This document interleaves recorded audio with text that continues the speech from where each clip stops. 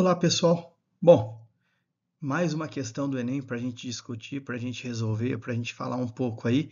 Agora o Enem lá de 2020, a questão 136. Lembrando que o caderno aqui é o caderno cinza. A ordem das questões muda. Vem insistindo nisso, porque às vezes vocês têm os cadernos anteriores ou tentam buscar na internet aí. Ah, mas a minha questão está diferente. É justamente por conta disso, tá? Mas vamos lá.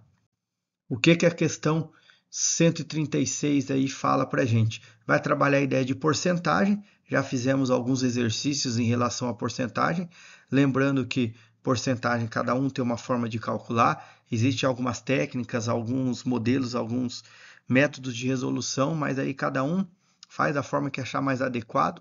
Aqui vou dar uma geral, vou explicar algumas coisas que a gente pode utilizar aqui para facilitar, para agilizar essa questão aqui. Então, olha lá. A Pesquisa Nacional de Amostras de Domicílios, o PNAD, é uma pesquisa feita anualmente pelo IBGE, Instituto Brasileiro de Geografia e Estatística, exceto nos anos em que há censo.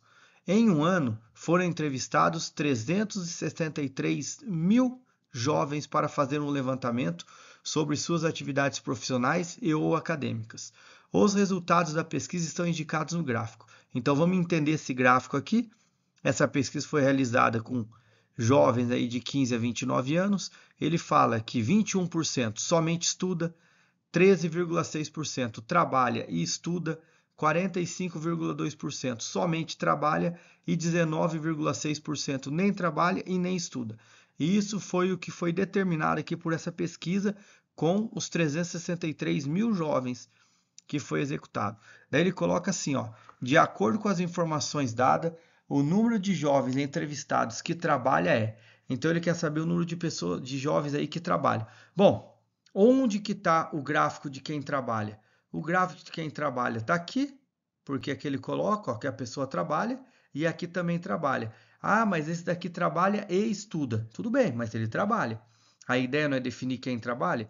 Então aqui tem quem trabalha, aqui também tem. Então aqui eu tenho. Deixa eu até coloquei uma cor muito forte aqui, fugiu um pouco.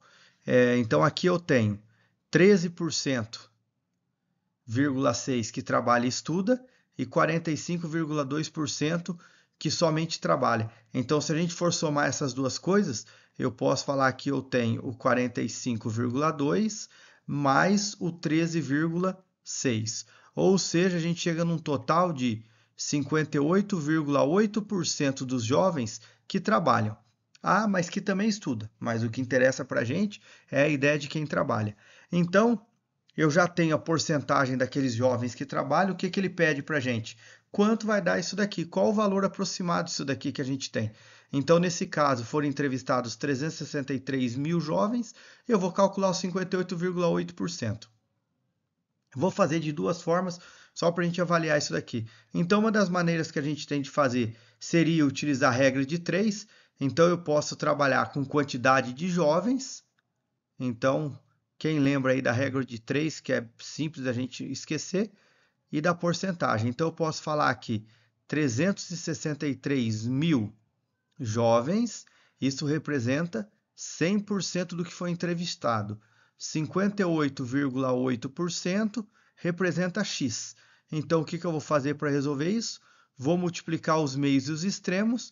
Então, nós vamos ter que 100x é igual a 363 mil vezes 58,8.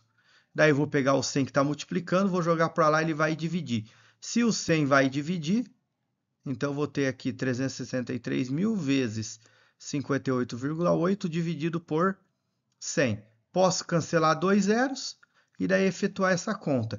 Fazendo do jeito que está aqui, a gente chega exatamente no valor de 213.444, ou seja, a alternativa B.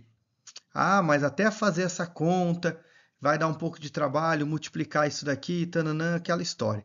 O que a gente poderia fazer? E isso, pessoal, quando é questão de múltipla escolha e eu preciso ter tempo, agilizar o tempo, e eu percebo que as alternativas elas não estão tão próximas assim uma da outra, o que a gente pode pensar para resolver isso daqui?